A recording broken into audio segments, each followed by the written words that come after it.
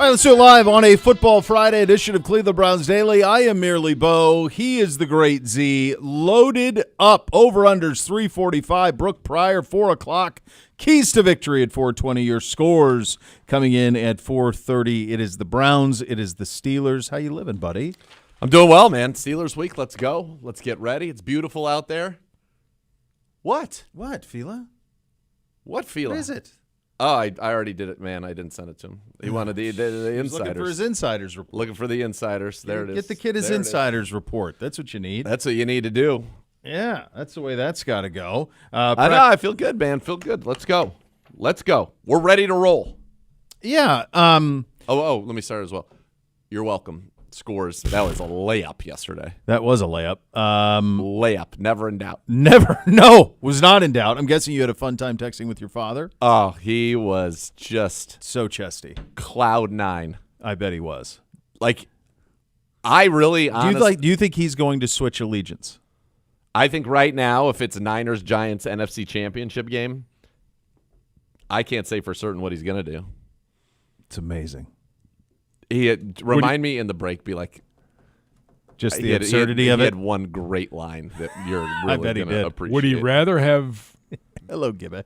Hi, Brock Purdy / Mac Jones, or would he rather have Jackson Dart? Oh, he'd rather have Jackson Dart for sure. I think the better question is, would he rather have Jackson Dart and Cam Scadaboo, or Brock Purdy, Mac Jones, Christian McCaffrey, Brian Robinson, Brandon Ayuk, and George Kittle?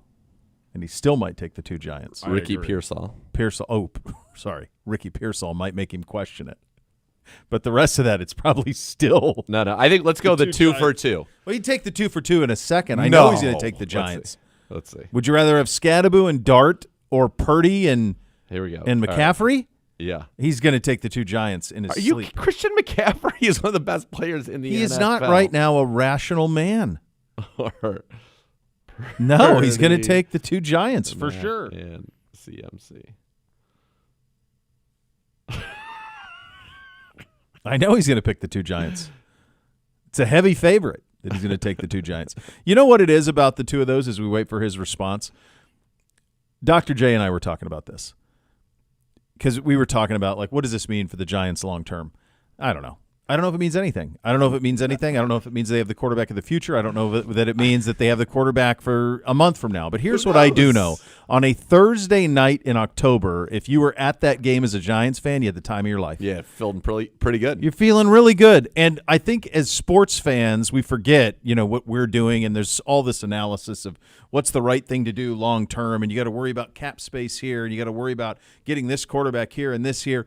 Dude, there's value in having fun for your fans. Yes. And the New York Giants fans had fun last night. Yes. They had a great – how could they not have fun? They beat down the Eagles, who are, it feels like, in disarray. I mean, they can't – I don't know what happens at halftime, but they come out a different team, and in the words of Bootsy, a worser team. Much worser. They're much worser. Yeah. In the second half. It's crazy what happens to them. I mean, they first half, okay, fine, a little bit of a shootout. Let's see what happens. You go into halftime, and then that happened down in Tampa. Wasn't Jalen Hurts 0 for 8 in the second half, or was that? That was, yeah. Was that the Tampa game when he did that, or was that? And they won. That was the Tampa game, and they won. Yeah, but it's like, no, they have some real issues when it comes to whatever goes in at halftime. Whatever they come out, they're just different. Jalen Hurts missed a throw to Devonta Smith that was as open as NFL. That's as open as a high school quarterback can be. Yeah. And I don't understand how you don't put enough air on that to just let him run under it. You can't overthrow it. No, I mean, it's the only thing you can do is overthrow it, but just not put a little air on it, and away you go. And that would have changed things, I think, a little bit, but didn't. And so they have some issues, and this Giants team is what you get when you have a rookie quarterback. And we probably all skipped on Scadaboo a little bit. He was tough to tackle in college, and sometimes that translates. I don't know if it's a 5-year thing or it'll be Peyton Hillis. I don't know if it's a 1-year thing. Who knows? Yeah, but like, it's very fun. It's really fun, and there's a McNeil, the great McNeil had a great tweet last night of whether he gets the ball or not, Cam Scadaboo, and it was the Simpsons gif of the person flying through the window.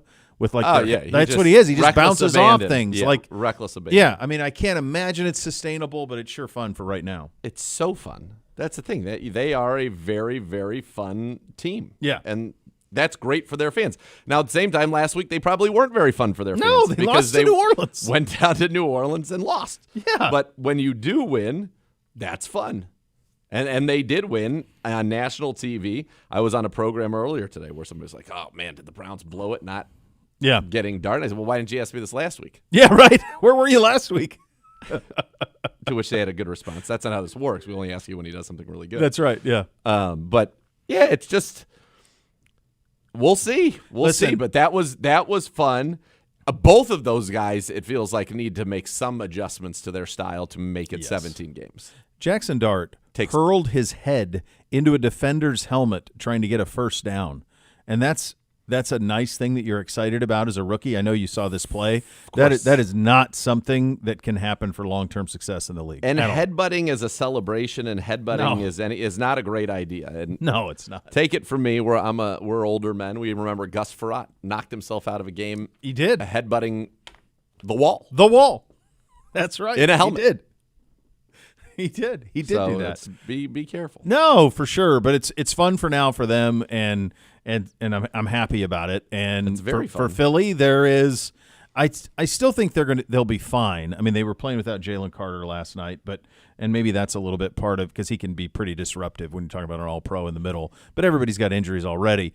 Offensively, they're just off right now, and I think they'll be fine. I mean, this happened last year a little bit, and they were a little bit. They're still Super Bowl champs. They know when to turn it on. I still think they'll get there. I'm not worried about them. I wouldn't say that I'm worried, but their offensive situation. It's a new offensive coordinator, and it has not been great. I think the guy's name starts with a P. Patullo. Patullo is under fire right now. He's under siege, and it's not been great. Saquon Barkley, he is struggling. Yeah. I think 3.4 yards a carry. This is a guy who the year before averaged 5.8 yards a carry. You look at, they call it like success rate of their runs. Now, the weird thing about it is last year was an anomaly in his career, 52.5%, 41%. This is kind of where he was with the Giants in 2 of the last 3 seasons there. But they're not getting the long runs. His long run on the season right now is 18 yards. Yeah, no breakaways. No breakaways, and that's what they did so well last year. So it's interesting. Hurts is struggling. I also think that they did something in this game that will, I think, fortunately have a big change in the NFL, which is a big change for them. And they blew it. They brought this on themselves. Tush push, tush push, tush push, tush push. 4 in a row. It was gross. It was gross. Right guard's offsides, false starting on every single one of them. It's gross. That was like watching a rugby script. It wasn't football. And I think I agree with Mo Pedman. They need to ban pushing behind the line of scrimmage. When somebody's down the field, if it's a run and they get stood up and you can go and plop them forward a few, that's fine. I got one for you. Let's just ban pushing, period. That's fine. No, an offensive player cannot push another offensive player. That's it. I think sometimes we give way too much credence to forward progress. Like if somebody gets and then like just barely and then they get slammed back, like where's the ball rest? I get rid of all the offensive pushing. No pushing. You're pushing. None. Get rid of the push. Let's get rid of all of it. So it's not something on just the Eagles. Like, get rid of it. Just get rid of offensive players pushing from behind is illegal. There's a time that it was in college. I don't know if it's pushing behind the line because that's the famous Bush push play. Yep. In the USC Notre Dame game in South Bend where Brady Quinn was at Notre Dame at that time, and they grew the grass up really high to slow down the USC offense, and Bush pushed Matt Leinart into the end zone. That something that retroactively should have been a flag thrown wasn't. I don't know what the rule is now in college. You never see it in college now. My guess is that it's probably legal. But I think just get rid of all of it, and then that's solved because you're right. That's not it. What we saw, that ain't it. Gross. It was bad. It was bad. It's gross. Yeah. And I think I think the public by and large didn't care. Like I think there were some people who were against it, and it was one team that had an advantage with their quarterback and all of that. But I think that doing it last night, the way they did it, like if they'd gone tush push run, and then a tush push again, I don't think anybody's having near they're defiant. It was the 4 in a row. It was a bridge too far. They're defiant with it. Yeah, they're saying this is legal. You can't stop us. We're going to keep doing it. It was gross. It was bad. It was gross. Yeah, it was bad. So speaking of gross, So I had I'm so frustrated that I have to bounce in and out of apps and stuff. It drives me nuts to have to go into. I can't stand going into the apps and being stuck in the apps. So like I go into Prime to watch the game. So I was in my office watching, and I for some reason got hooked on the baseball. I don't know, Dodgers of my youth, I guess. So I watched a deciding game 5, and that's on cable. So in my office, I only have one TV, so I couldn't bounce back and forth. So I was trying to watch the NFL game on my phone as I was watching that. So then I went downstairs. Then I got the 3 TVs set up, so I had them all on at the same time. So I picked up the baseball game in the 4th inning of the game. There were 24 strikeouts in an 11-inning game between the two teams. There were 11 total hits in an 11-inning game. But it's worse than that. Mookie Betts plays shortstop for the Dodgers. This is the position I played when I played in the youth in the baseball. I was a pitcher shortstop. Yeah, I didn't pitch, but I played shortstop. You didn't pitch? There was no. I'm surprised and by it's that. weird because I You're threw a quarterback. it too. Yeah, I never did. You know how many balls Mookie Betts got hit to him from the 3rd inning on playing shortstop? 0. Yeah. Goose egg. There was 1 hit to shortstop the whole game. I found out today was Enrique Hernandez hit one at Trey Turner at short. 1 ball. You think about when you were a kid watching Walt Weiss. Oh, yeah. At short, how many balls he fielded? You think about when we were like at our formative age, like how shortstop was this incredibly glorified position of Jeter and A-Rod and Garcia Parra and all those guys coming up at once. Noma, all those guys coming up. Like that was like Ozzie the cool. Smith? Well, that's before it. Yeah. I felt like you watch a Cardinals game in the late 80s, like Ozzie Smith fielded 15 balls a game. There was 1 ball hit to shortstop the whole game. Well, I think it's part of it is the analytics of it. Think about you used in the shortstop played shortstop, the second baseman played second base, first base. Like people played where they played the whole game. Now there are certain when left-handed hitters are up who are pull hitters. The shortstop's playing behind second base, so anything up the middle he gets. The third baseman's playing over kind of in the shortstop area. Yeah. There weren't even balls in play though. I mean, it just wasn't. It was just everything was in the air or struck out, and it was like watching the it's tough guards watch. on the Tigers. There was no offense. No, it's a tough watch, and there's not much excitement to it. So no. It's the most baseball I've watched in probably 2 or 3 years. Yeah, and I was like, yeah, I'm good. I'll check back in at the World Series and see how the Dodgers are doing. You were nonplussed. I was nonplussed. It was tough watch. And it's not even like. It was a 1-1 The pitchers game. of our walked youth in the winning run in the bottom of the 11th. It's on an error. Like Greg Maddux, where these guys were dealing and they weren't overpowering anybody. They were just awesome pitchers. Now it's just all everybody throws 100. I don't know if there was a pitcher last night that pitched for. And by the Dodgers relieved their starter in the 6th. He had given up, I don't know, like 2 hits and 8 Ks, and they pulled him in the 6th. Got an arm load management. I was like, what is going on? And then everybody that followed him all threw gas. Everyone was 98, 100. Everybody from the Phillies was 98, 100, and it was just like, what am I watching?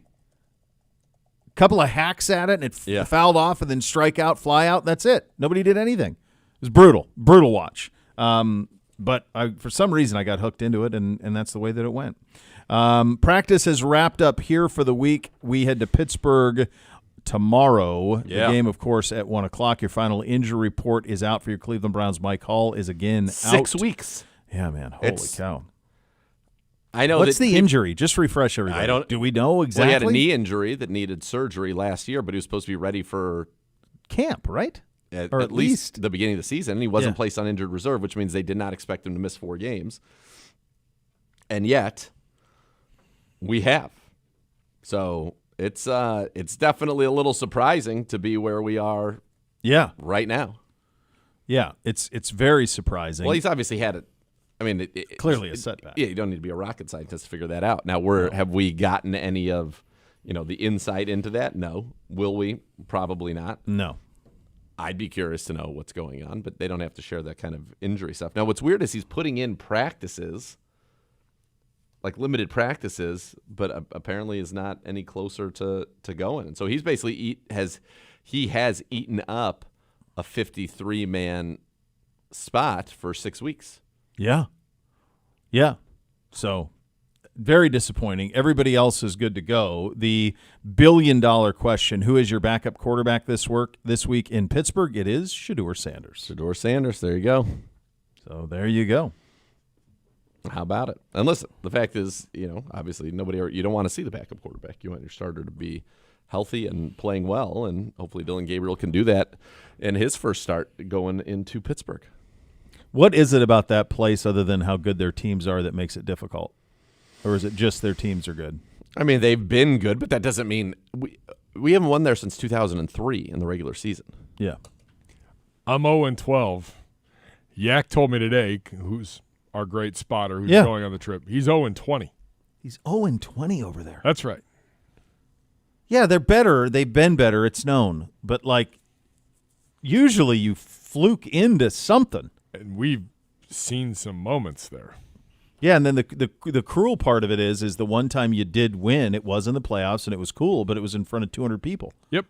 And we were back here calling the game at our How many stadium. people were in there that night, or when you were there?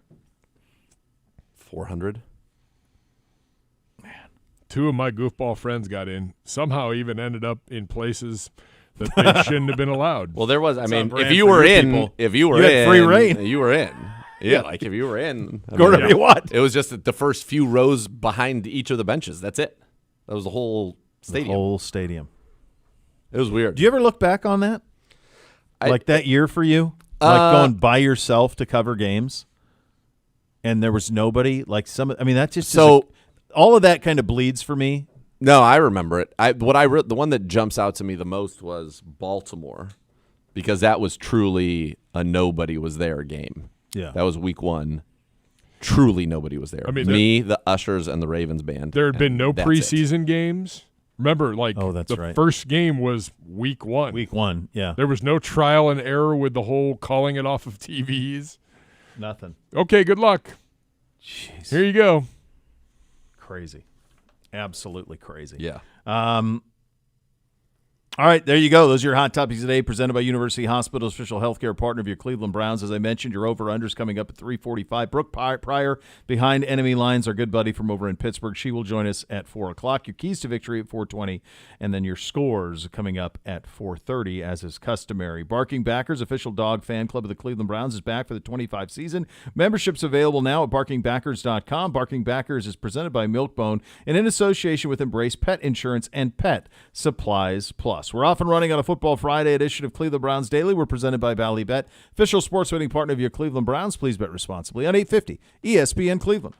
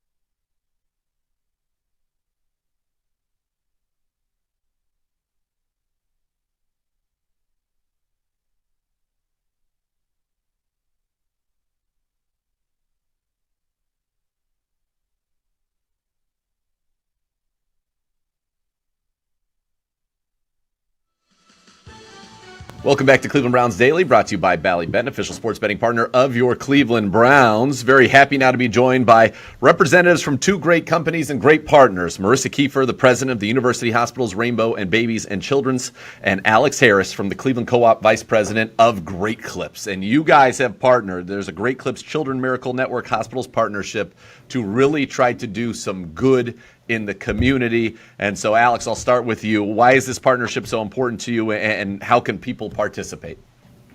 Yes, this partnership is very important to us Great Clips franchisees here in Cleveland. We are in our 21st year of partnership and have raised over $11 million system-wide. Wow. Last year, we raised over $27,000, and this year, as a Dog Pound 40th anniversary, our goal is to raise $40,000 locally. So customers can stop into any Great Clips salon in Northeast Ohio between September 26th and November 2nd and receive a $2 off coupon for their next haircut for any donation. That's fantastic. And Marissa, this money, it would be great, $40,000 in honor of the 40th anniversary of the Dog Pound, which is, I love that tie-in right there. How does that help what you are doing at Rainbow Babies and Children's? Yeah, each day we provide amazing care to our patients and their families, and so donations like this can provide services for our families for things that health insurance doesn't reimburse. So like our family support services, our child life, our pet pals programs, and things that really go above and beyond to make a children's hospital and a children's hospital experience what it is. And so we're really able to use those funds to help support that. Again, you can donate to your local member children's hospitals from September 26th to November 2nd at participating Great Clips salons, and ours locally obviously will benefit UH Rainbow Babies and Children's, and 100% of the funds go directly to the local member children's hospitals, right? So 100% of the funds you donate will go to UH Rainbow Babies and Children's. Absolutely. And that's huge, right? That's one of the things, obviously, that's very important. And for Great Clips, why is it so important? And locally, it's university hospitals. But if you look, over time, you guys in 2024, over 1,800 Great Clips raised over $960,000 for children's hospitals. Why is it so important for Great Clips to be involved with these children's hospitals? Well, it's just an opportunity for us to give back to our local communities and support these hospitals doing great things to help children in the area. And you mentioned, obviously, anybody who's going to have a child at UH Rainbow and Babies and Children's, that is a tough situation. And so these are funds that will go to try to make what is a difficult experience as good as possible, right? In terms of the comforts around from obviously getting the best care in the world that you can get at UH. Absolutely. We know we provide the best care, but we also know that we provide a great patient experience because no family wants to be on our walls. And so we are able to do those things that are the extra mile. So really our play therapy services, things to make things less scary for the patients. And we're really able to go above and beyond to provide that care beyond the outstanding clinical care that we provide every day. And Alex, on your side, Great Clips, it's the great deeds, right? Not just great haircuts, but you guys are doing great deeds. Why is that so important to your company in general and the franchisees locally, but nationally? Obviously, everybody's got to be involved because you guys have raised so much money, and it's not just for children's hospitals. You guys do so many things. Why is that so important kind of to your company's ethos? Yeah, so company-wide last year we raised over $960,000. Wow. The Great Deeds program is just, this Children's Miracle Network is just one piece of that. Of course, in November, we'll be offering free haircuts for any veterans that would like to come into Great Clip salons. We offer clips of kindness for free haircuts for anyone going through chemotherapy, and then wigs for kids in the same idea of providing wigs for children that need them. Wow, that's awesome. And then, Marissa, from the UH perspective, sometimes you see those, for every $100 we're able to do this. Kind of, can you put into maybe something tangible what if we can hit that $40,000 goal for the 40th anniversary of the Dog Pound, what that could actually mean on the ground, for people at UH Rainbow Babies and Children's? Yeah, absolutely. So if we're able to raise that $40,000, we can really provide the care and the things that they need to provide that play therapy. So things like extra dolls or extra tools. We're able to provide staff support through our child that helps support our child life therapists, who are really those individuals who are specially trained to provide these services. And so it can go a long way in providing the care that we need. All right, so give us Alex, wrap it up for us. People go to Great Clips. And from September 26th to November 2nd, they go to Participating Great Clips, and they have the opportunity to donate. If they do, they'll receive a coupon for $2 off their next haircut, right? It's just that easy to do good. You get a great cut, look great, a great clip as it were. You look great, and you've done a lot of great for UH Rainbow Babies and Children's. Yep, just come in, get a haircut, make any donation you'd like, and you'll get $2 off your next visit. Well, this is awesome, and certainly let's go ahead and come on, Cleveland, Northeast Ohio. Let's hit this $40,000 goal. It does so much good for people who certainly need it. Marissa, want to thank you for being with us today. Alex, thank you, and thanks for your partnership and for the good that you're doing for this community. Thank you. All right, there you go. Good stuff with Z there. The guys coming up next, though, right now, in fact. I'll get it. I look tan, brother. Oh, you look great. Good, you look man. great for those of you on the Dude, YouTube. we're firing off a number of things at you. You're doing just fine. Duck, dodge, and dive. Let's go. Dodge a 5 wrench, Ds. you can dodge a ball. Yeah, 5 Let's head to the podium now, presented by Vivid Seats. Purchase your official fan experience package today for the ultimate game day. Here's your head coach, Kevin Stefanski. Okay, good, crisp Down. out there. Pleased with how this group worked all week, and then obviously understand the challenge that we have this week in the division, on the road, good football team. So have to play our best. Need our play your best when your best is required.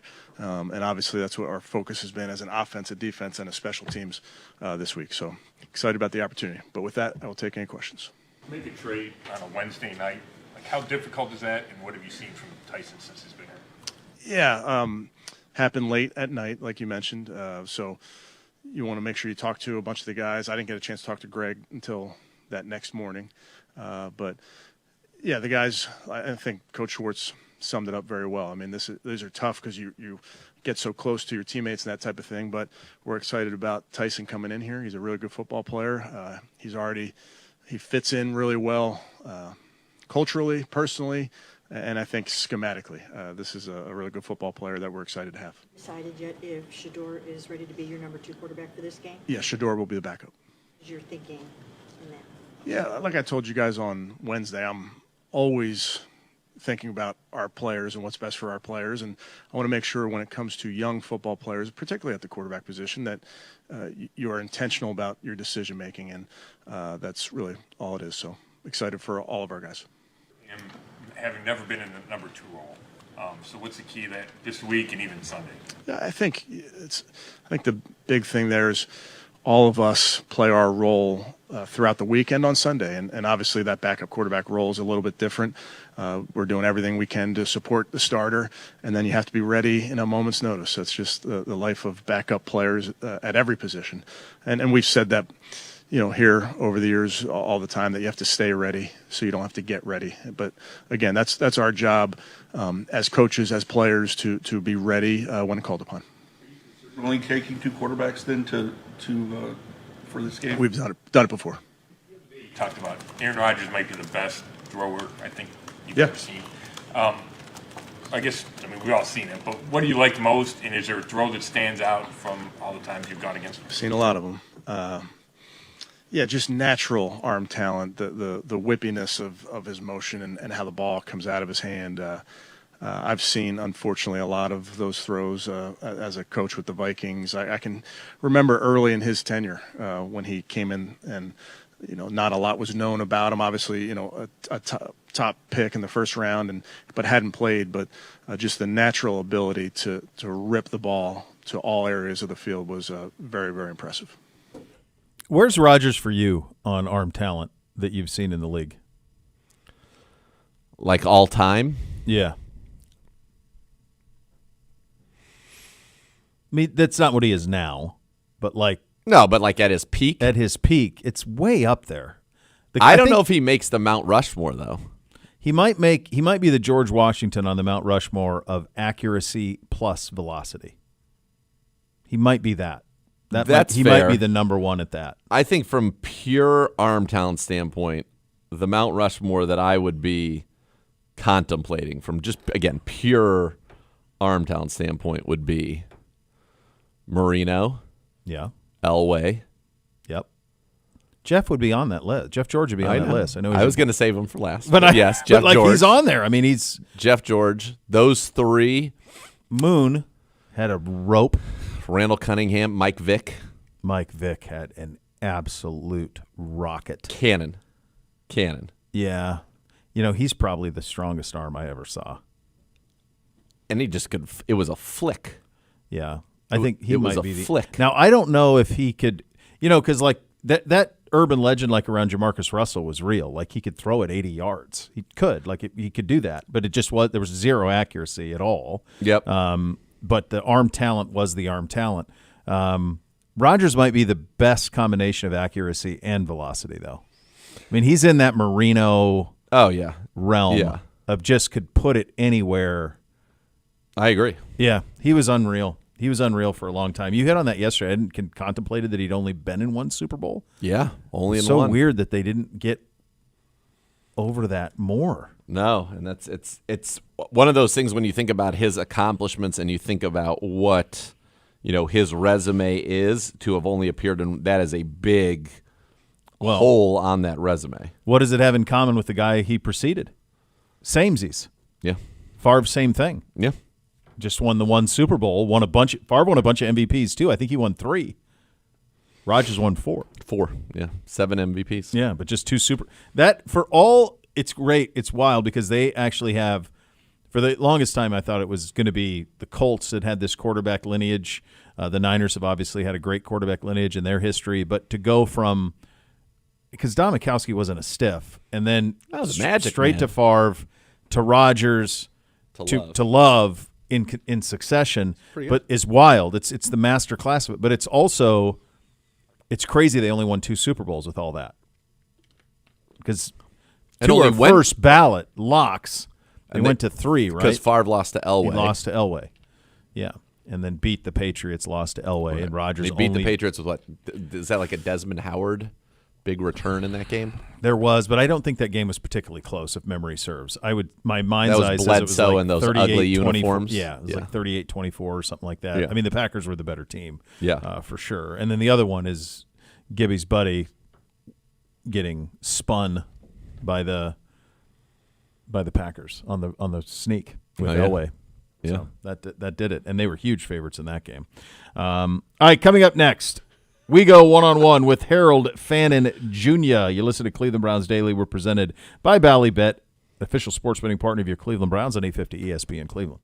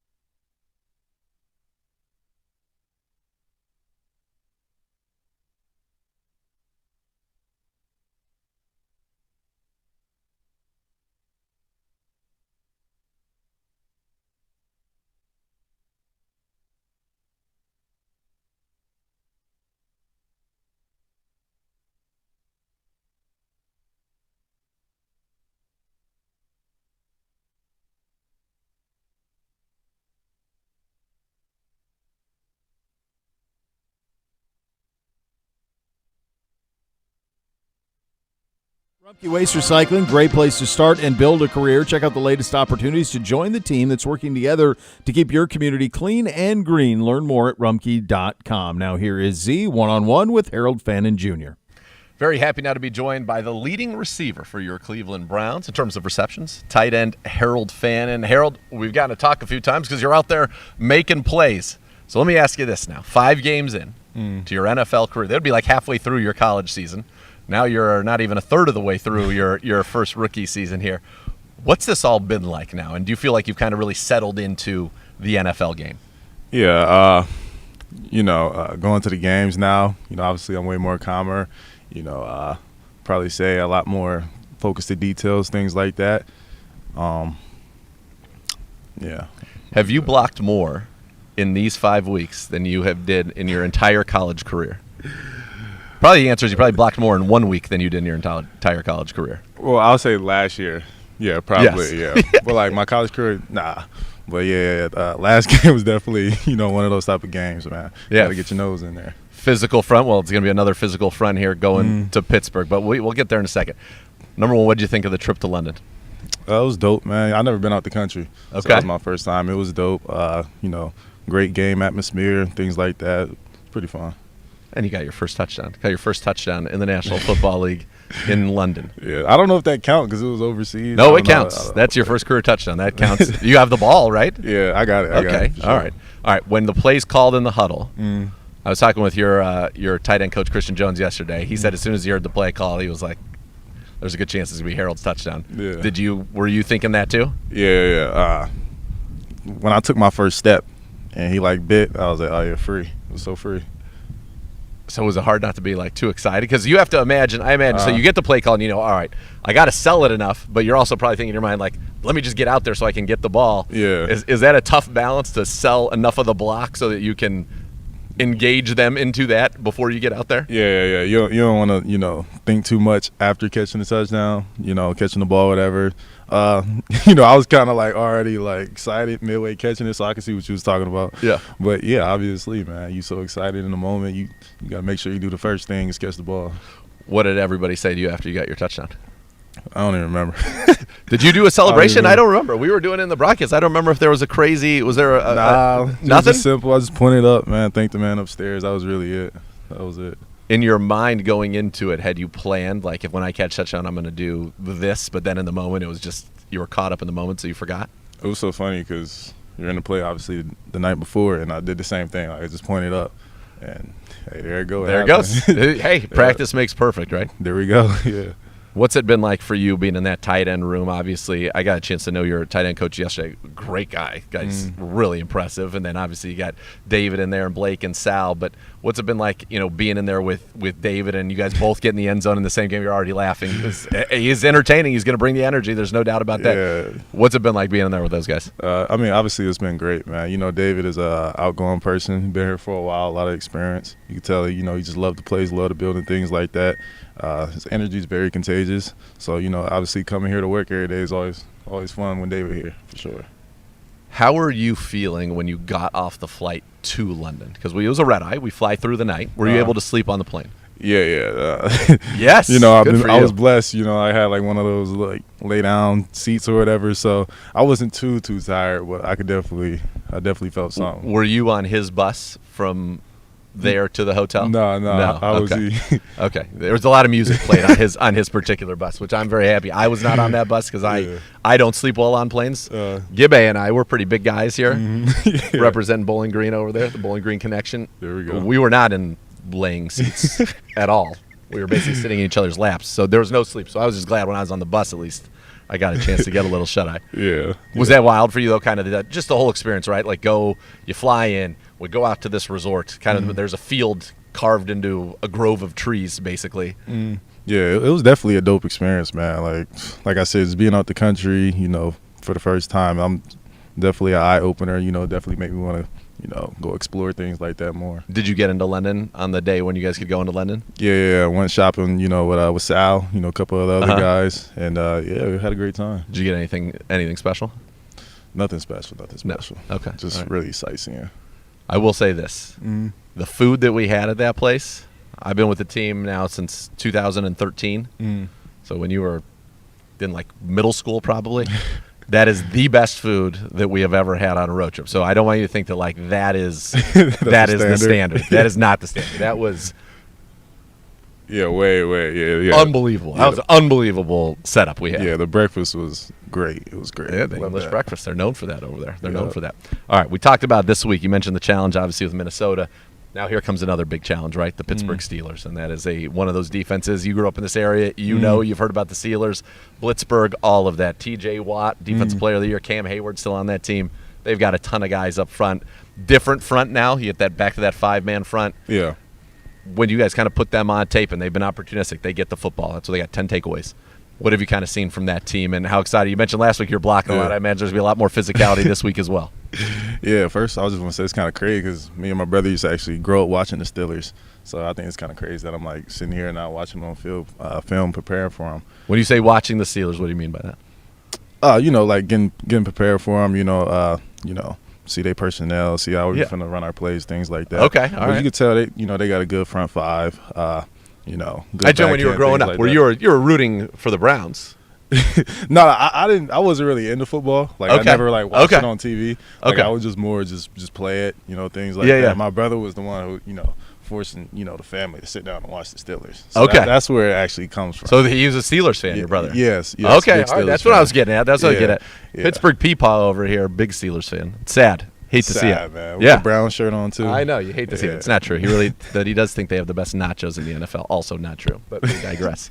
So your brother. So is this talk? What's going on in the house right now? Is this like? Is he like? I hope you have a good game, but I hope. Is he rooting for the Steelers, or is like? Come on, this is blood. No, he's definitely rooting for me. Okay. As soon as I was. What about the Browns? I heard you. Is he rooting for the Browns? I don't know. I ain't asking about that. But obviously the Browns. If you're rooting for me. Well, you could say, like, you know what, I'd love you to have 100 yards and 2 touchdowns, but I'd like the Steelers to win 31-28. Nah, I don't think so. No, all in. I don't know. I got to go check in. What's your brother's name? Tajay. Tajay? Yep. Tajay. This is your blood here. Look at him. Cleveland Browns strength shirt on, caught his first touchdown. We need 100%. We need you locked in for this game, pro Cleveland Browns. You can root for the Steelers next week. Actually, you shouldn't, but you can. But all Browns this week. I feel like there's got to be some family pressure. Like, come on. Nah, none at all. None at all. No, we locked in. You ain't got to worry about it too much. I'm not worried about it. Yeah. All right. So this is, I think if you score in this one, there's got to be some type of a celebration that targets your brother specifically. I got to think about one. Don't you think? Yeah, I need help with that. Yeah, okay. Yeah. Well, listen, we got a brain trust. You're always welcome to come to the studio anytime. Okay. We got the Bowling Green Brain Trust up there. Just walk in. We'll come up with something right there. I got to ask you, so when I told you the story before, but I don't know if we ever got anywhere with it. But the day you were drafted, the day you came in, he had his pin on because you're a Bowling Green basketball. Okay. Did you get a pin like this? It's like the Falcon. Yeah. Did you get that pin? for playing? It's like a gold pin for being a varsity athlete. No, I never got that, man. Now I got to call the school up. Yes. That's crazy. Yes, because we need to get a picture. Get that? Yeah, we need to get a picture. You guys I got to see matching this pins. pin. So Yeah, a I picture gotta one of see these this. days. He was all excited. He wanted to go, check out my pin. Man, that's crazy, man. Yeah, I definitely got to go check that out. All right, so we found out 2 things today that are a little bit disappointing. You don't have the pin, and your brother's a Steelers fan. But we found out that you did school. We know you got your first touchdown. I think you're going to get your second. I think it's like destiny at this point. Is your brother going to be in attendance at this game? Nope. No way, gang. He actually lives in Colorado now. So, yeah, he's way out there. Denver area? Yep. Yeah, Springs. Rocky Mountain High. How about it? So maybe some on the glove. That's for you. That's for you, Tajay. After you get the touchdown, put it right in the camera. That touchdown was for you. I know, we're just brainstorming here. We're brainstorming. Are you excited about that, though? Because you obviously have some Steelers connections in the fam, but like this is the game, Browns Steelers. Yeah. I mean, in the building, the coaches talk about the rivalry. Yeah. So, obviously, I'm ready to go. I'm ready to go right now. I know you're ready to go. Well, we're going to let you go then. Harold, it's always a pleasure talking to you. Good luck, and I'm going to know that touchdown when you get this one on the broadcast. I'm going to tell your brother that was for him. Okay, appreciate you, man. All right, thank you. Good luck. Yeah, thank you. All right, good stuff with Z and Harold there. Don't miss the brand new Doghouse by NJM Insurance. Play Madden, snap photos with Chomps, Brownie the Elf. Get ready for kickoff. Come early to Dog Pound Drive. No jingles or mascots, just great insurance. NJM, proud partner of your Cleveland Browns. Coming up next, a little game we like to call Over or Under. You're listening to Cleveland Browns Daily. We're presented by Ballybet, official sports betting partner of your Cleveland Browns. Please bet responsibly on 850 ESPN Cleveland.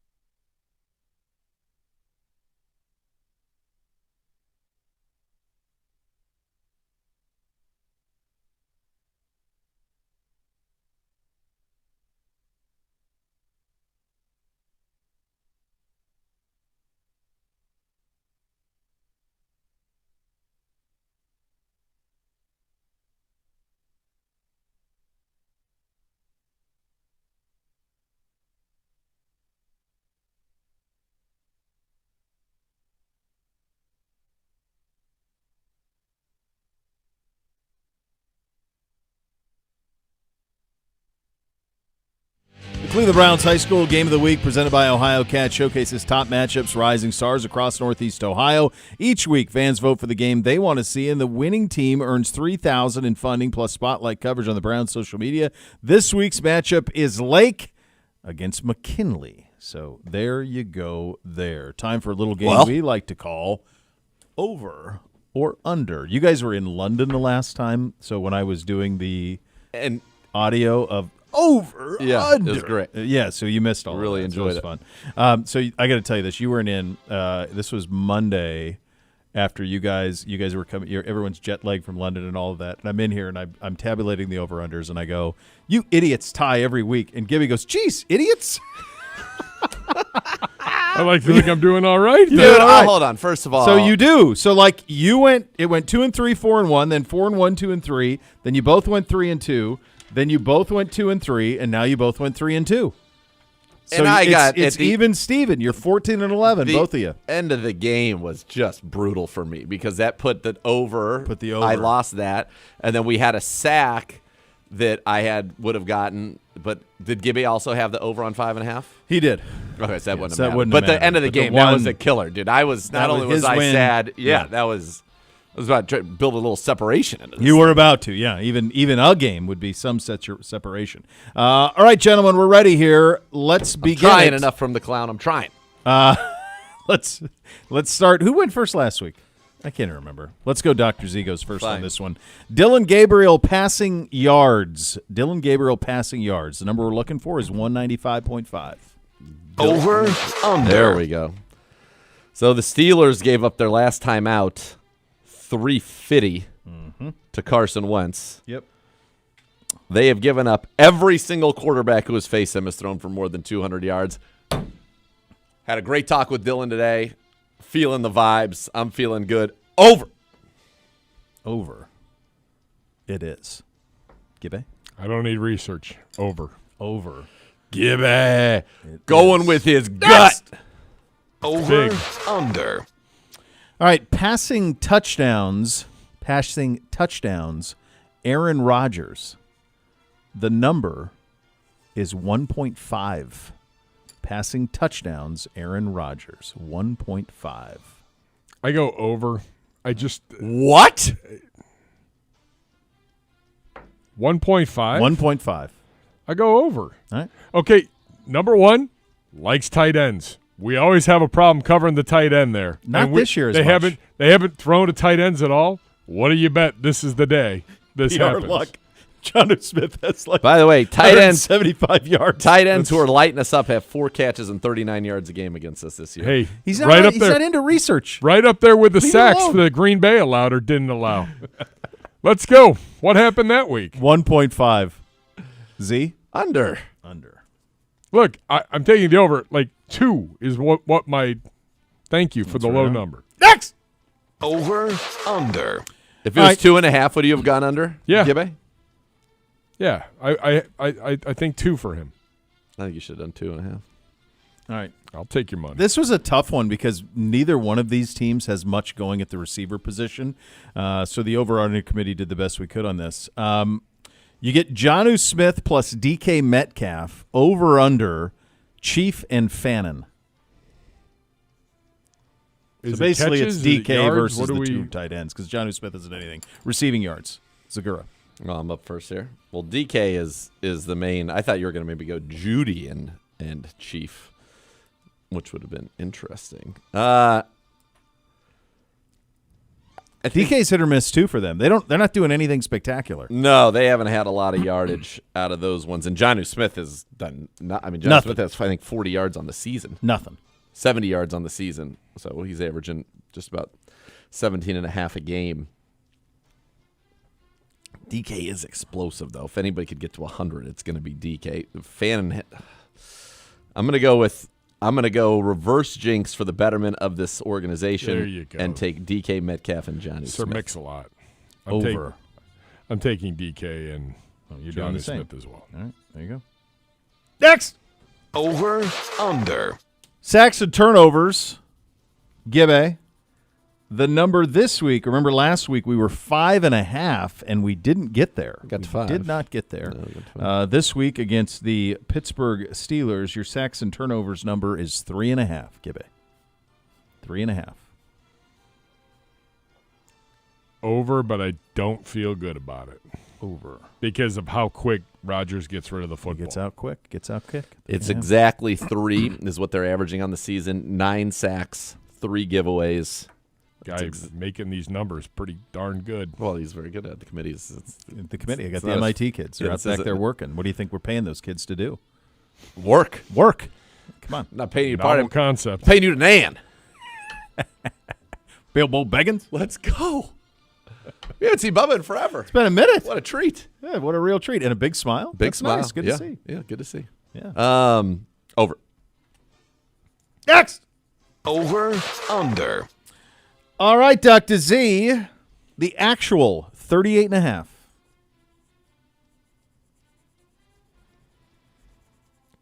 Over. Gibby?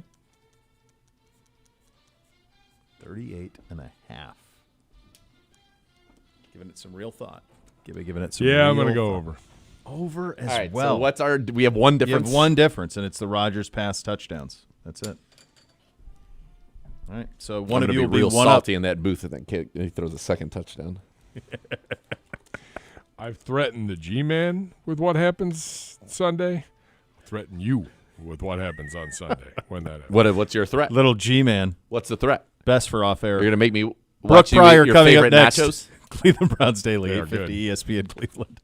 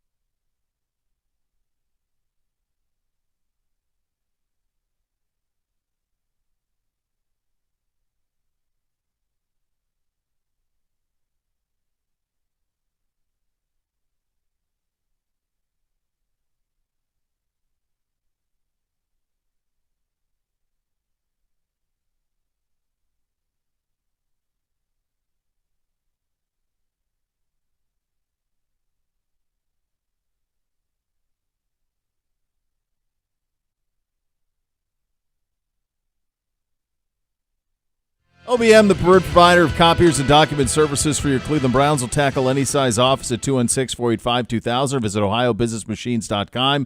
Time to go behind enemy lines and get the latest on what is happening in Steelers world. And when you do that, there is one person you call, and that is the great Brooke Pryor, ESPN NFL Nation Steelers reporter, and she joins us on the hotline right now. Brooke, thanks so much for taking the time. Let's just start with, this is a 3-1 football team that's looking around this division and sees Joe Burrow gone. Lamar's been out for a while. They haven't played perfect, far from it, but they're atop the division. What have you made of the start that Pittsburgh, what's the real truth, I guess, on how good they are?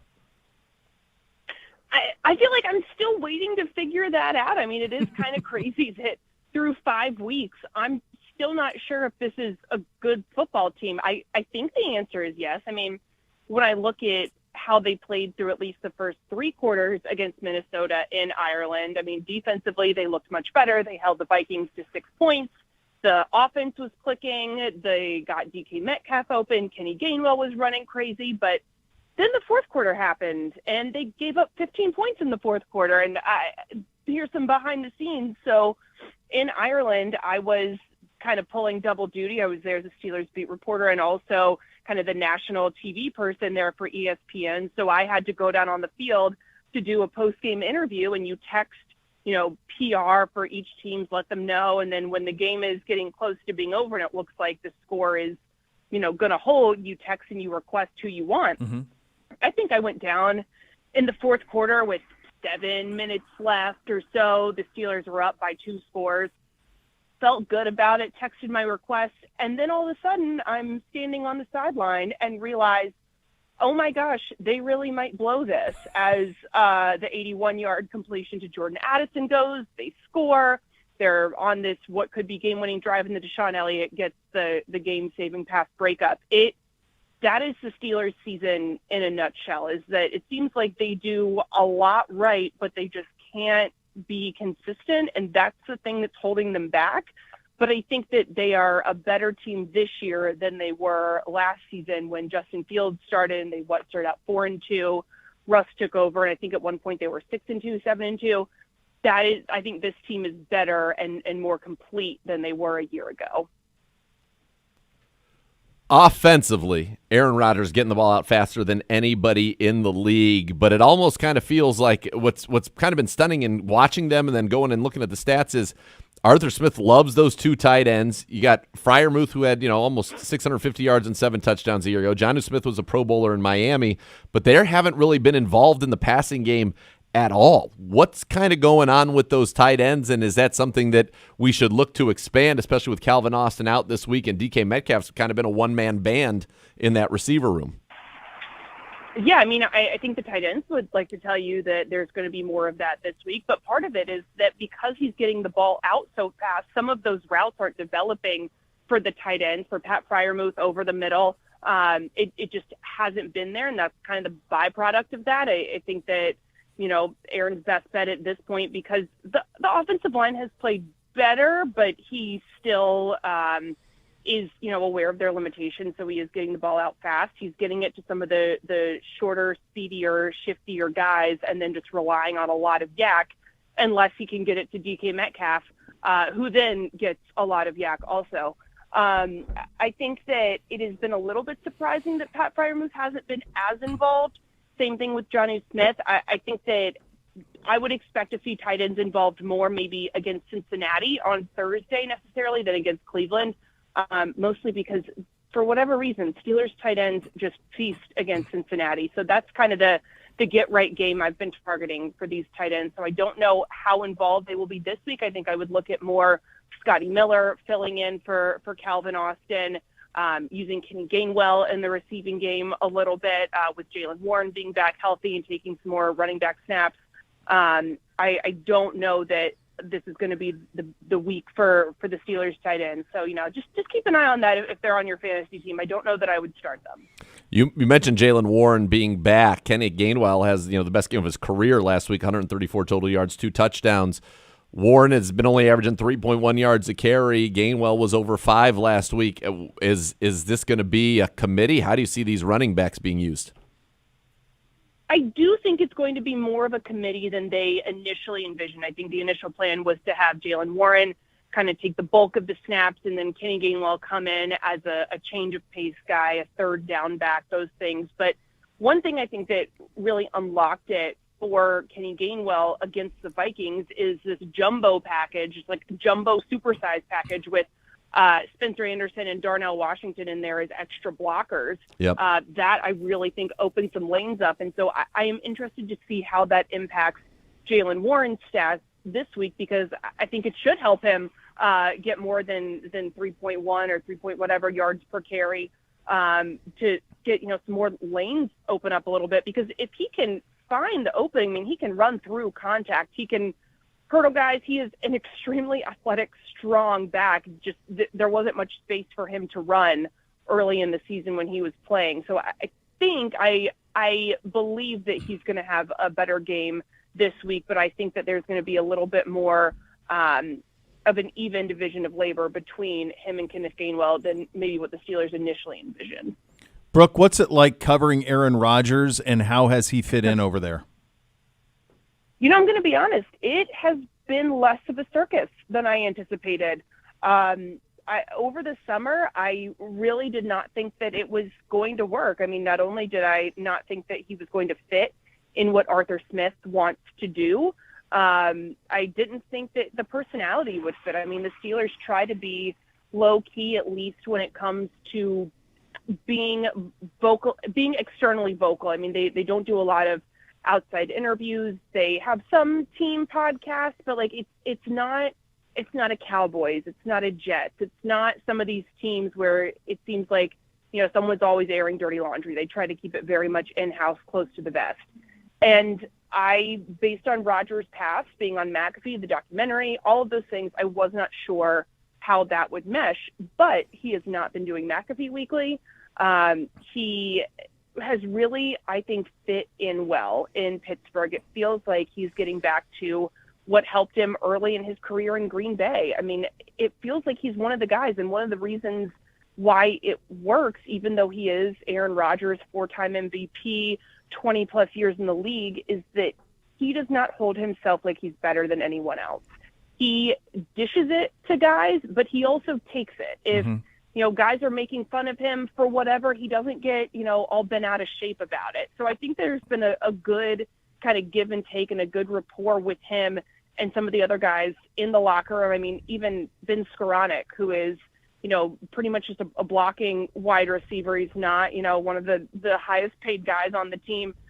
He and Rodgers are probably about as close as Rodgers is with anybody, and it's because they bonded over wearing wired headphones and drinking the same Mountain Valley spring mineral water because the bottles don't have PBAs or something in them. That's the kind of he's friends. I don't want to say with everybody, but he really is just one of the guys, and that works in this locker room.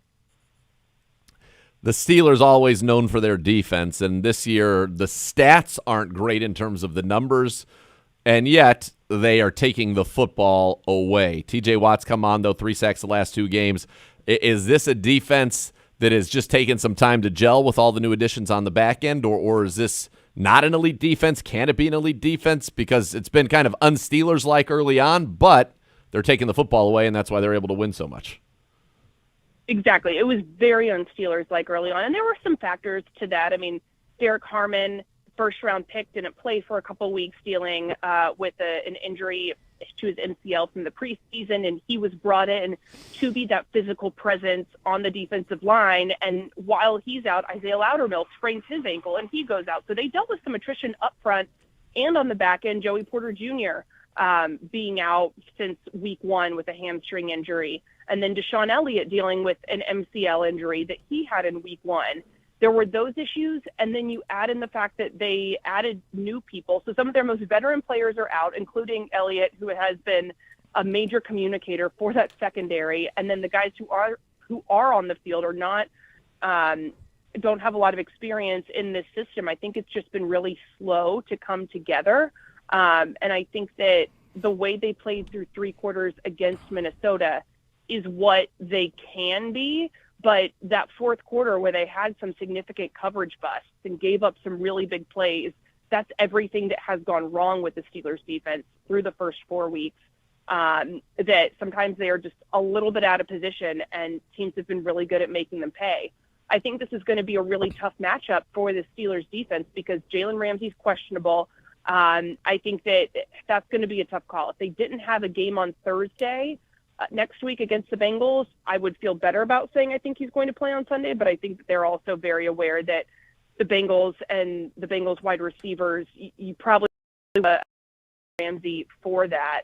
But tight ends, the Steelers have had trouble covering going back to last season, and the tight end usage in this Browns offense, I think, could really give the Steelers a lot of trouble. It does help having Deshaun Elliott back. And then Quinshad Judkins, the way that he has come on recently, Mike Tomlin really went out of his way to compliment him. And the Steelers have struggled to stop the run. They did better against Jordan Mason, against the Vikings, but they have to continue that. If they don't stop the run, it's going to be a very long afternoon. Brooke, what adjustments, if any, do you expect to see coming out of the bye week? I'm thinking specifically offensively. Obviously, there's some things they'd like to unlock. What will you be looking for Sunday offensively? I'm going to be looking for them to go to DK Metcalf more. I mean, before the Vikings game, he had been relatively quiet, at least quiet for the amount of draft capital they gave up to get him and the contract that they gave him. But I think that they really started to unlock something in that game. Even DK said that, he felt at home. He felt like he had arrived after that game. Just being able to get him the ball in the middle of the field, I felt like their timing was better than it's been. So I'm looking for more of that. It stinks that Calvin Austin is out because I felt like he was starting to come on strong, not necessarily just as a pass catcher, but just in his blocking. He is probably the smallest wide receiver the Steelers have, but he does not play like that. And he was really doing some good stuff for them. And again, in the run game, I'm going to look for more of the Spencer Anderson, Darnell Washington usage, and not just in the run game, but also in pass pro to help Broderick Jones and Troy Fautanu deal with Myles Garrett because they know they've got their hands full, so they're not afraid to call in reinforcements on the line. Brooke, how's our old pal Juan Thornhill doing? He is great. I think he is going to be very incredibly motivated in this game. I would think so. If I've learned anything about him, yes. He is aware of things that people in Cleveland said when he was there that were not flattering. And I think that he is very, very motivated to, prove that he's more than some of the low-light plays, the Jog Thornhill stuff. He knows about it. He has seen it, and that, I think, is going to fuel him. He's had a pretty significant role in the Steelers so far. He's their deep safety, so I would expect to see him on the field. But I think for him, it's going to be about, keeping your emotions in check, not letting the moment and the feelings that come with playing a team, a former team that, has some not so great memories, just staying within yourself. I think that's going to be really huge for him. Brooke, I'll get you out of here on this one, and you're a pro, so we didn't prep you. This was a Browns-Steelers prep, but boy. I know you're a Carolina alumnus, and you bleed Carolina blue. And I like every once in a while when it's in the news, isn't this just spectacular, just the failure of it or just how crazy it is? What do you make of what has happened in Chapel Hill with Bill Belichick? You know how I was saying, I was very loud about I don't think Aaron Rodgers in Pittsburgh is going to work, and I've been proven wrong. I was just as loud about saying that I didn't think Bill Belichick in Chapel Hill would work, and that I've been proven right. You nailed it. Quite, my alma mater quite is right. going to be embarrassing. I can victory lap on feeling validated that I called it. I feel like I'm hemorrhaging Carolina blue right now, and not because I'm filled with pride, because it's just it hit an artery. It's so bad. I think that anytime that you have to release 2 one-sentence statements to reaffirm your commitment and support, it's not good. No. I think, No. I think the best thing would be just to cut bait and, I don't know, maybe cancel the rest of the football season. Let's just move on as quickly as we can because it is not going to get any better. Basketball will be here soon. Thank you for your time. Greatly Thank appreciate God. you. Thanks, Brooke. Thanks, guys. There she goes. Brooke Pryor, the best in the business, ESPN NFL Nation Steelers reporter, joining us on the Twisted Tea hotline, brought to you by Twisted Tea Hard Iced Tea. We'll get you your keys to victory coming up next. Cleveland Browns Daily, 850 ESPN Cleveland.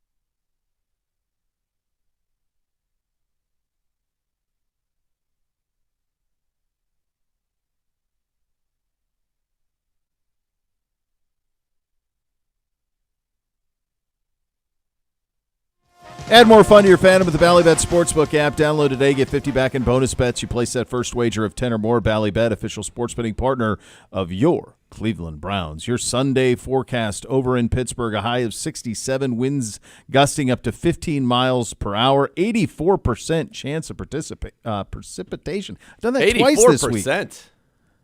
Is that right? Participation versus precipitation. I've done Precipitation. it twice. Precipitation. I've done it Look at twice. Precipitation. Mostly cloudy with a couple of showers. A rain jacket may be needed for the football game. Is that your AccuWeather forecast? Watch, yes. Okay. G-Man put it in. So, I mean, he follows everything you two do. It's going to get you far. That's going to get you far. It's going to get you a long ways, G-Man. Yeah. Watch you thrive. Step Did you have something, Gibbe, before we get to the keys? Yeah. I know they're tracking that nor'easter going up the East Coast. We'll see if that comes in a little bit inland and then that could make it frisky. a little wetter. I would think outside. that would serve us quite well with Quinshawn. That's I what think I that say. we'd be fine in the muck. If it's a mutter, I think we'd be all right. All right, time for your keys to victory in Pittsburgh against the Steelers on Sunday. And for that, there is only one man up to the task, and his name is Dr. Z. First of all, I'm having a great time with this pencil. The shading you can do with the pencil. It's really, Yesterday you dropped an MC Escher, and then it's funny. On the way home yesterday after the show, I was listening to a review of that show I was watching, that House of Guinness show. Yeah, so we started it last night. And they dropped an MC Escher. I have not heard that in anything in 25 years, and I got one on this show twice in one day. Yeah, we're cultured. It's fun start, right? So they introduce a lot at you right away, but I thought it was fun. Okay. I like the world. I like the world a lot. Yeah, they do try to get a lot of history in a short period of time. I have one note. I guess it's two notes. One of the songs, which was really catchy that they use in the opening, is the theme song of Mobland, which came out before really? this, which I thought was not cool that they would take the theme song of Mobland to use it in the first episode. I bet they were in development at the same time. I can't imagine that was an intentional. Maybe, but that was out. Could have pivoted. Mobland had been, they could have pivoted. Yeah, probably. And then should've. the other thing, I think when you're doing a period piece, which this is, at least I believe it is. Yeah, 1860s or whatever it is. You have to use music that sounds like the period. So that is a very British thing. Peaky Blinders does this. They use modern music in it, and it's in the 1800s as well, or 1900s. I just on that initial scene, it like took me out of the scene because it was like hard rock or whatever, punk rock. Yeah, kind of like punk rock, rappy. Yeah, that's something that's happening a lot in a lot of the British shows that are coming out. I like it. Yeah, I don't mind those notes. Those Fun are the only world, notes. though. Other than that, though, yeah, it's pretty I'm only good. one episode in, so I have no idea if it's great. But the first episode was fun. Yeah, well, that one-head boss guy is pretty fun. The guy who's like the boss on their side. Yeah, I don't even know what that weapon was. I don't know, but I've never seen it, but it looked feels like formidable. it's formidable to pop people with a little bit. Yeah, yeah. Caleb, we watched a little bit of it. I think we're gonna finish the episode tonight because then in the middle of it, she was doing Luca's 4-month post. Yeah, we can't do that. So then she's you gotta like pay totally tuned out. And you I'm got to like, what are lock we doing into the here? language because you got to really listen hard. Well, yeah, we always put because Bryce gave us. He's like, just put subtitles on. So sometimes we'll just do that because it's just easier. Sometimes some of the things they say are pretty. Yes, it's tough heavy to digest. Heavy. Yeah, All right, your keys. All right, Dr. keys Z. to the victory. Offensively, again, same as last week. Got to take care of the football. But on top of that, we have got to hit some chunk plays. We have got to get some short drives where we just get down the field quickly and score points. So take care of the football, obviously. Keep the run game going. And we got it. Jerry Jeudy's got to get going. That is a key to me. Jerry Jeudy has got to get going. 35 targets on the season, only 15 catches. The tight ends have done well. David Njoku, Harold Fannin, they have 41 catches so far this season. But we need more from the wide receiver position. So Jeudy, Isaiah Bond, Jamari Thrash, if Larvidan, if Corley, whoever gets looks, make a play, man. We need to make some plays there. And left tackle has got to be just solid. I'm not saying it has to match everybody else online, but it cannot be as bad as it has been. So hopefully Cam Robinson can kind of shore some of that up. And then defensively, I want to completely eliminate the run game, just vaporize their run game. I think it is vaporizable. We need to tackle very well in space on the short passes, and we need to get Aaron Rodgers in 3rd and longs where he's got to hold the ball to get the first down yards. That's where I think we can get some sacks. I think we have an advantage against their line. I think, with Austin out, DK Metcalf is really the only scary receiver that they've got. So you should be able to hone in on that. Now, their tight ends are very good. Freiermuth, Jonnu Smith, Big Darnell Washington, but they have not been heavily involved thus far and certainly not down the field at all. Don't let this be the game where they do that. And then special teams. Let's pop a big return. Something. Flip the field. Get some momentum. Let's try playing with the lead. Yeah. That would be fantastic. Be great. Let the kid play with the lead with that defense. Let's see what happens. Yeah, we had the lead in at the half this week, which I believe was our first halftime lead. I mean, coming into last week's game, we'd only played offense 2 snaps with the lead all season. Yeah. So we've got to find a way to kind of get the lead and let it be us dictating the game. And then if it comes down to it, be a little more aggressive to put a game away. And then defensively, if we got to make a play, make a play. Make a play. Let's go. Good job out of you. Little segment we like to call The Scores, We encourage you to please pay attention. Already 1-0 on the week. You're welcome. Cleveland Browns Daily, presented by Ballybet, official sports betting partner of your Cleveland Browns. Please bet responsibly on 850 ESPN Cleveland.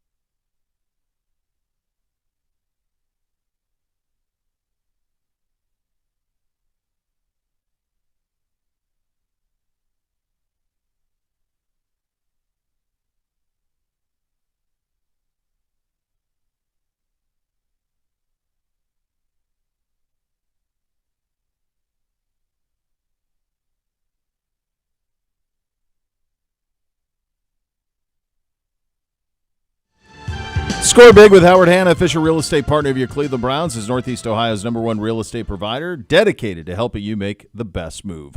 Visit howardhanna.com/GoBrowns to explore your winning options today. Time now for a little segment we like to call Do Pay Attention to the Scores. To the score. That's right.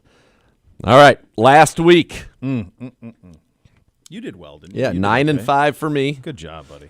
6-8 for you. Hate to see it. I'm 10 games over 500. You're 8. So we still, as a group, we went up 2 more games over 500. We're combined 18 games over 500. And we already have a nice win last night. Nice win last night. 1-0. Man. Yes. Well on done. a Thursday. That one I had, there was no doubt in my mind. I'm going to tell you this because I've done this earlier. It's not an easy week, I think this week is really hard. I think it's really hard. I don't know what you felt like when you were guessing the lines, but it's a tough week. They are doing, I think, what they've done this year, and tell me if you agree with this or not. It feels like there are a lot more hooks in play than I recall in years past. Like there isn't a single game on a number. It's what I would call, yes, but it's also standard scoring hooks. Yeah, tons of 3.5, yes, 7.5. 14.5. Like you never used to see that. 14.5 used to be 13.5. 7.5 used to be 6.5. You didn't. 3.5 is pretty. What used to be pretty common. It used to be 3 a lot too. 3. That's what I'm saying. Now it's not. Everything's hooked. Yeah, it's pretty wild. And I think they're doing it right. They're adding it to the favorite pretty consistently. Yep, I would agree. Hello, Gibby. Week 6 in the National Football League takes us back to jolly old London to kick things off. Nice little 9:30 Sunday morning game. Jets winless on the road in London, taking on the Denver Broncos. Broncos 3-2, righted the ship here after a slow start. Bo Bishop, lead us off. Well, first we have to have some traveling music. Yeah, we need some tunes here. Well done. Now I'm in the mood. I'm in the mood. This is how we do it when we pick the scores. Give me feeling in the right way. There you go. Good job. I've been pretty consistently liking the Jets' attitude and effort. I just don't know that it's going to travel across the pond this week. I think Denver hit its stride last week with the way that they played. I think it continues.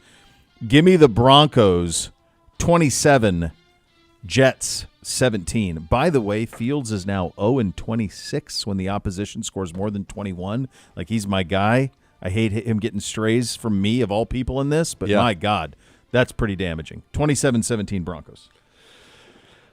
Same. I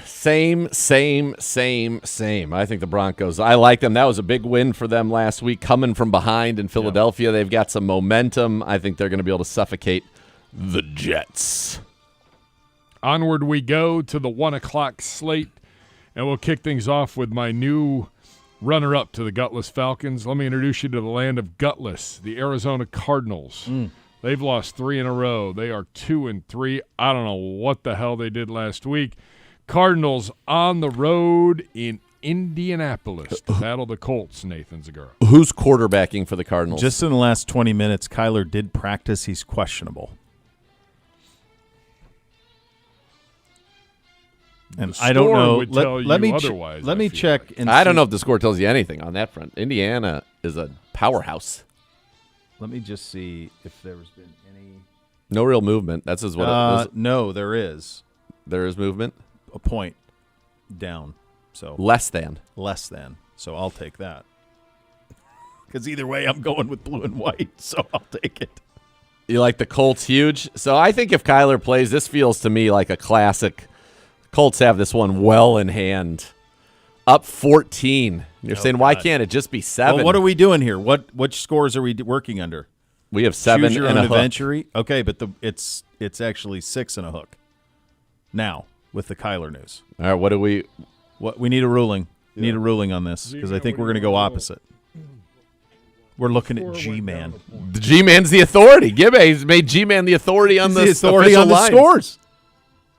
Yeah, why not? I spread it around. So what are we doing? Love. Should we just split the difference and make it 7?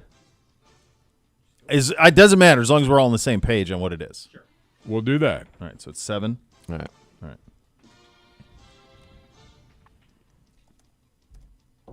Nathaniel? I'm saying Kyler knocking. Trey McBride, father of the McBride. Whoop, whoop.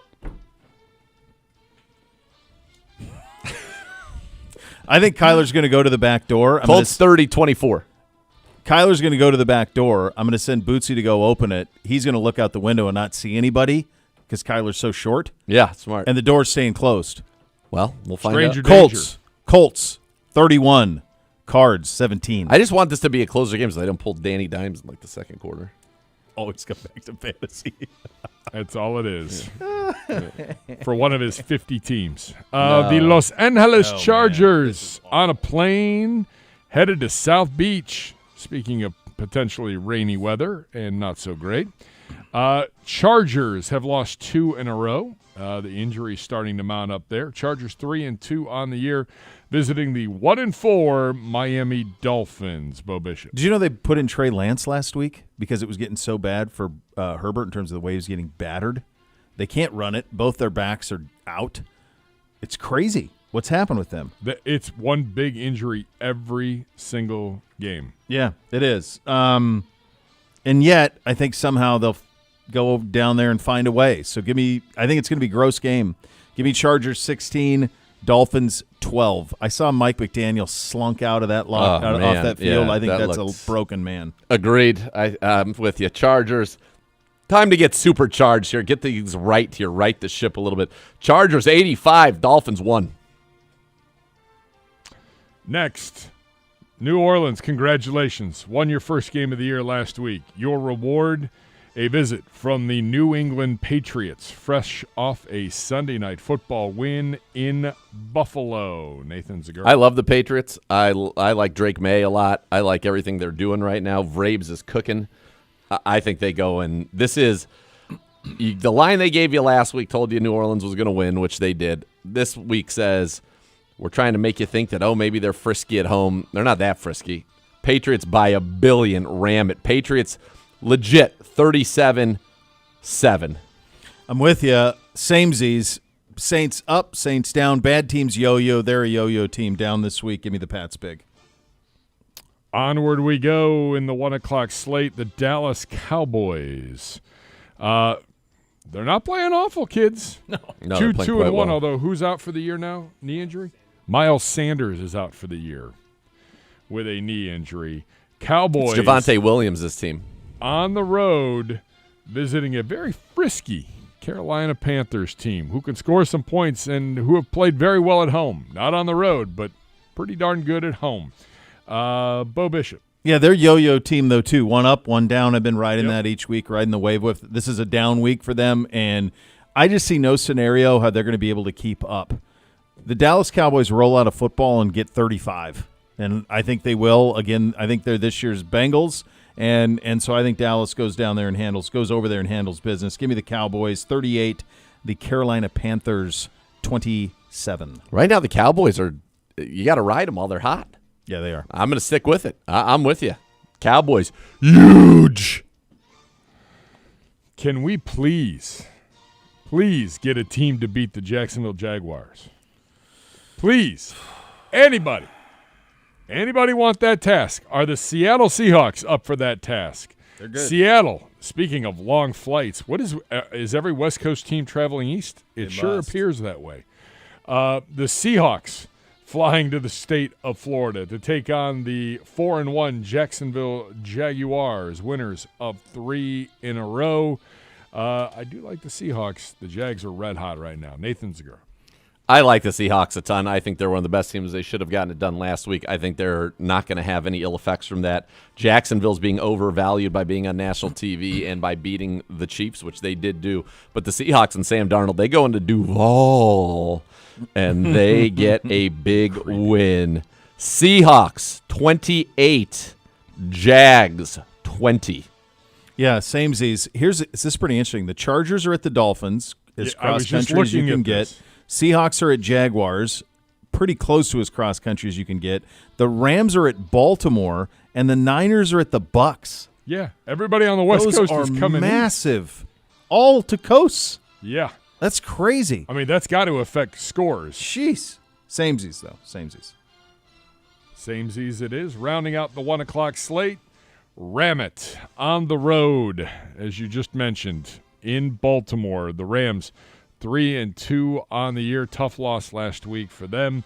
The Ravens woeful at 1-4. 4. Bo Bishop. I learned my lesson last week. I mean, they just have way too many Lamar's injuries. officially out. Yeah, he's done. I mean, they're just going to try to get to the bye week. I don't think it'll be 40-3 or whatever it was like last week, but it's definitely going to be 24-6.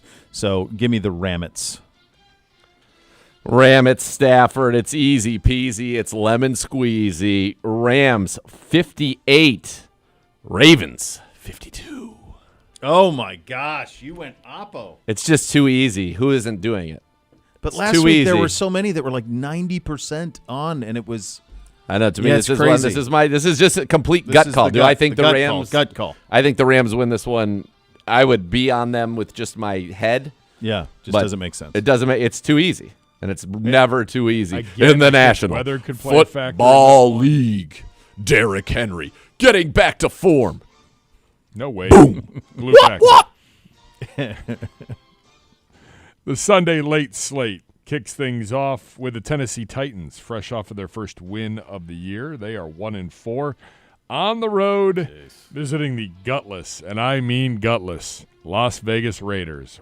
They started off the year 1-0. Brock Bowers out. FYI, breaking news from the G-Man. Yeah. It's the Raiders hosting the Titans, Zagura. Is this the most inmate game of the week or one of them that we've ever done this early in the season? It's up There there. were a couple last week that were doozies. This but is this crazy. one is right up there. Yeah. I mean, this is gross.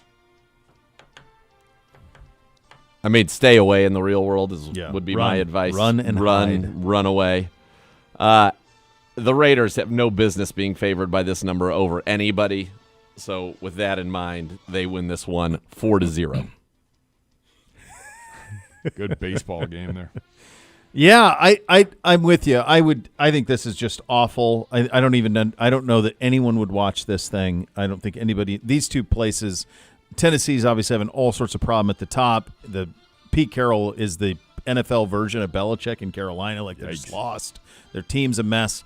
I don't know. I'll just roll with the kid. Give me Cam Ward, keeping it frisky. 7-9 final. Wow. 7-9. All right. Up next, the Joe Flacco era begins in Cincinnati, and it has him taking on the team that he beat for the Browns' only win in 2025 so far. Bengals visiting the land of beer and cheese. Bengals at Packers. Bo Bishop. It's just a massive number for that weaponry. And I know that Cincinnati's been an unmitigated disaster the last few weeks, but Joe has prepared for this defense. And I think he's going to be – there are going to be moments where he has a sliver of separation with Jamar Chase that maybe he didn't have here or Higgins. I think Joe's going to throw it down the field. He's going to throw it to them too. Packers are going to win. But the number, it's just too big for me. Astronomical. It's so big. I think the Packers win in this one. Give me the Packers 67. The Bengals 58. I will remember you. Oh, gosh. Will you remember me? He's sitting right here. He's our guy. Right there. So great to Just see him. Great. Talking about ball handling. That's all you need. Joe Flacco, I will not forget you. And I'm Backo for Flacco. Don't call me wacko. Packers 50. Bengals 78. Oh, my God. Flacco fever.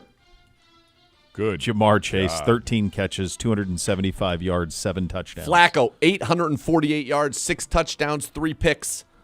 Bengals win it. He gets in the history books, beating the Packers twice, same season, 2 different teams. You imagine him looking over and seeing like 5 and being like, so that you don't throw to him? You guys haven't thrown to him yet? He's fun. I'd like to throw to him. He's fun. Watch me. Yeah, watch me throw to him.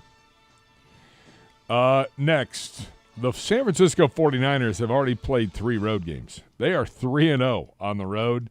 This is America's game of the week. Niners on the road visiting the Tampa Bay Buccaneers. Buccaneers 4-1. Niners 4-1. Pedro, not Pedro / Segura. Go. Who's QBing? The boys I don't know. I and think Mac. Mac again. I Not think that so. it matters. I feel like Max playing great. He's playing great. Bake got a little testy this week. He did. A little testy this week. Yeah. Just stay. Right now, you're America's darling. Just live it. Live Enjoy it. it. Enjoy Enjoy it. it. Enjoy it. Keep Bathe playing in at a it. high level. Right. It's like an au jus bath. Yeah.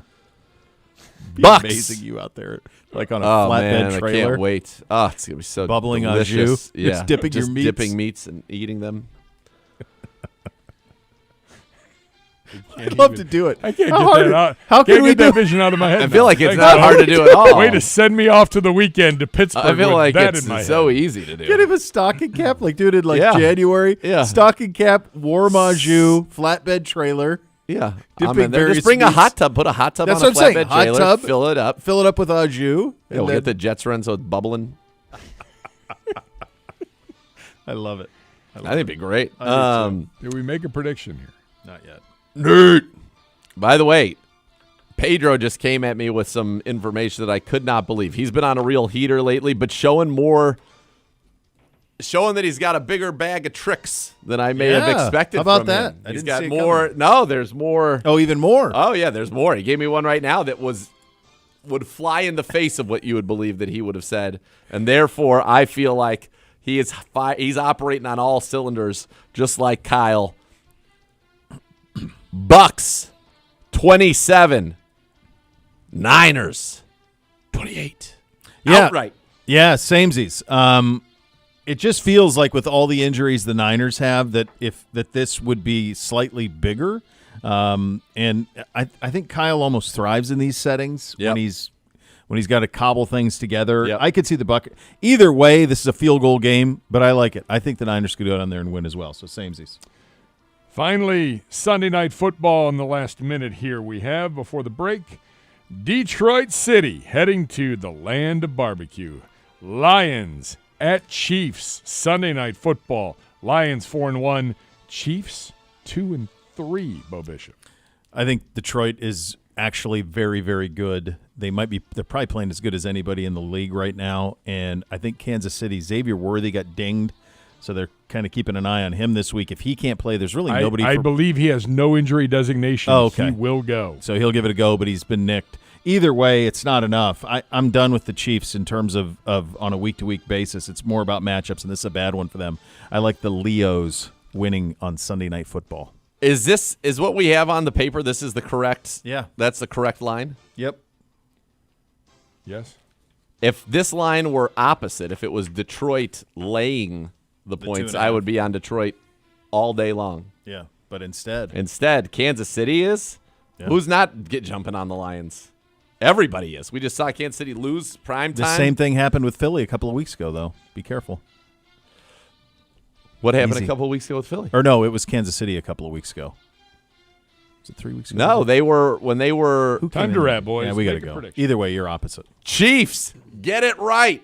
The Redwood smashes into the end zone. That's Well- Travis Kelce, by the way, for those of you who don't know. I didn't, His, but I his put brother it a together pretty Japanese quick. maple by his own admission. I did see that part, yes. Chiefs by 3. So much more to come. CBD 850 ESPN Cleveland.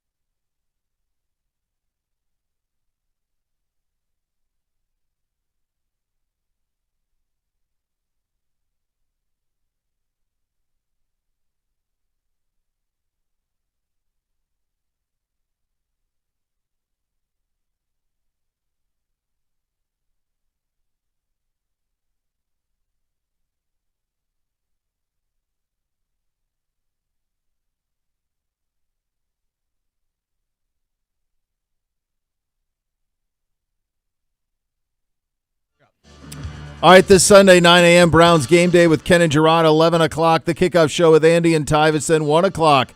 Kickoff from Pittsburgh, Andrew, Z, Gerard, us. Gibbe, go ahead. I need a Buckeye score for you.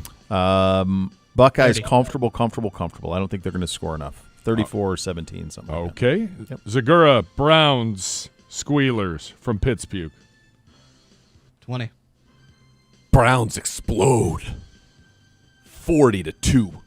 Same. Let's go. Come on. 10. We're back Monday to break it all down. Thanks for listening. Cleveland Browns Daily, 850 ESPN Cleveland.